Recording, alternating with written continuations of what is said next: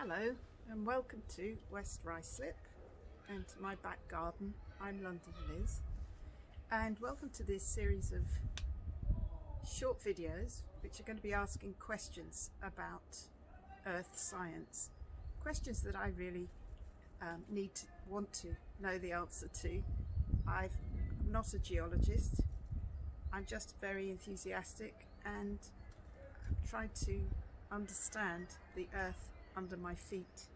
So this is my little patch of earth, and I'm going to start there by asking questions about what I find when I dig down in the garden.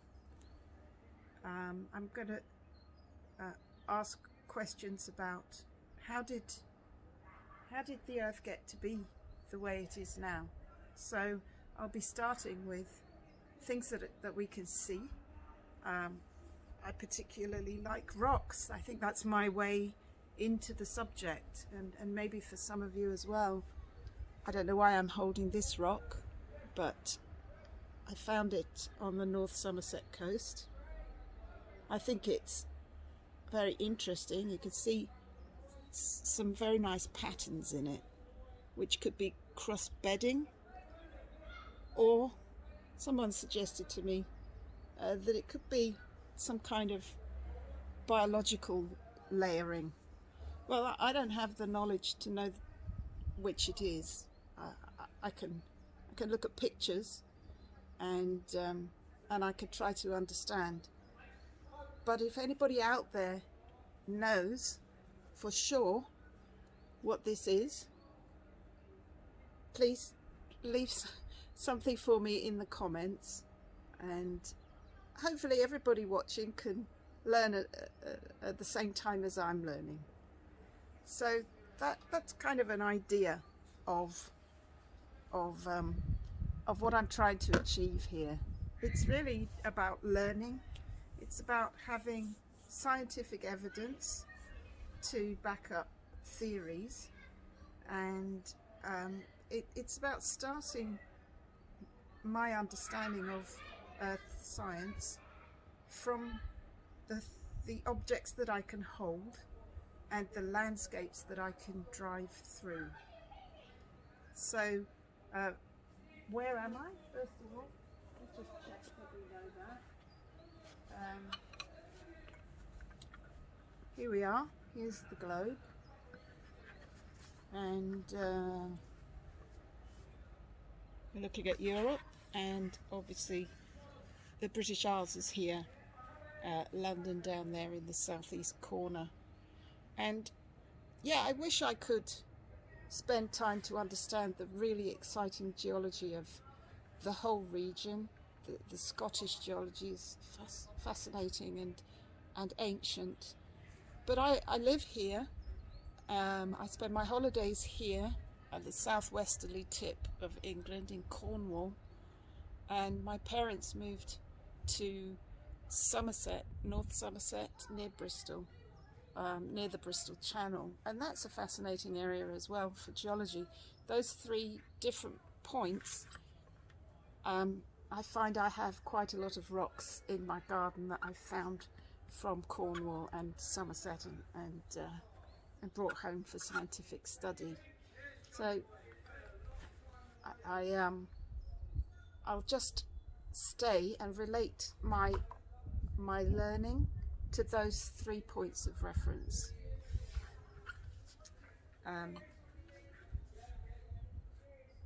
I'll try and understand when we look at this, we can see, we don't see on this globe the very clear delineation of the North Atlantic ridge. It's interesting, isn't it? And the reason for that is that I've had this globe since the 1960s, when I was a little girl. And I think in the 1960s it wasn't really clearly known and understood. The mapping had not been done yet. And now, of course, we can produce much more accurate maps. So I'm going to work from maps because that's a type of evidence that we can be sure of. where people have measured and recorded what they've found and what they've seen. And starting from maps, I'll try to understand the movements, maybe, that have led to the geology that I see in my backyard. Okay, so maybe that's a good place to start.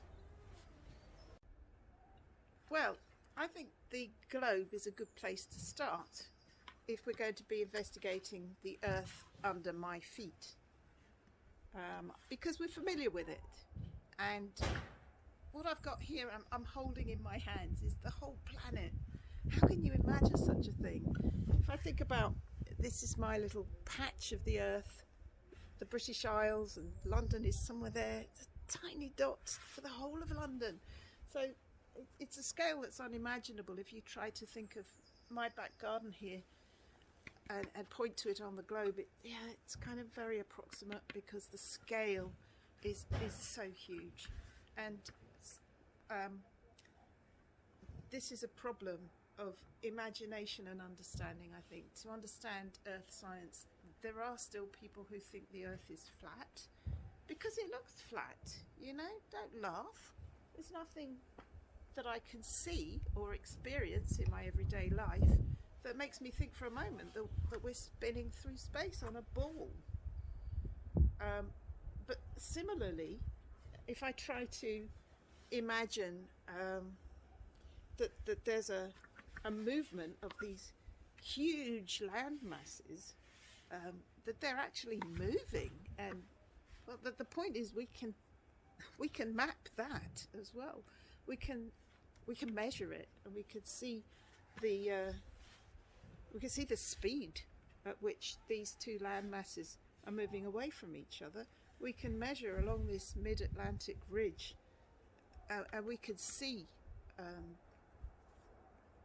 magnetic reversals at equal distances, which show a mirror image on each side of the ridge, and that tells us that these two land masses are in fact moving away from each other.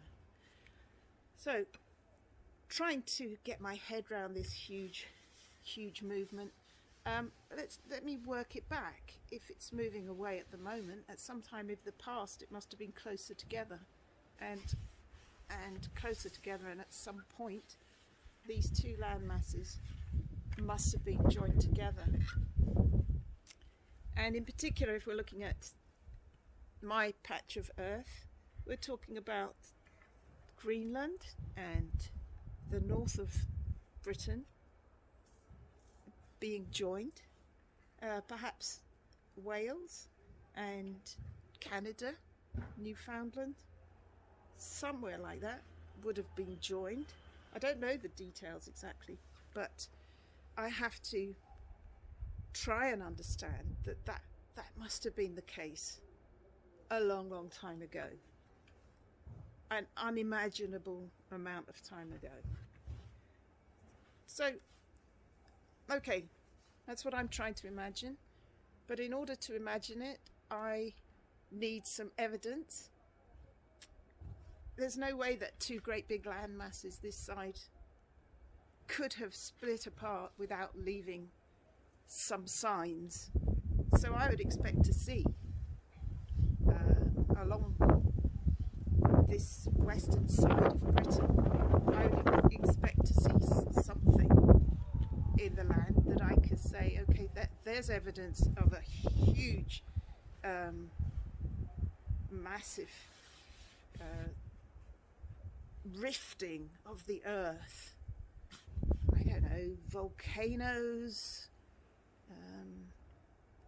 what could it be? Faults, major fault line, something. I'm going to go and look for the evidence that's visible in my part of the world to show that this cataclysmic event of the rifting of the two major land masses happened. It must have left a sign. I want to find that evidence. It's a challenge, isn't it?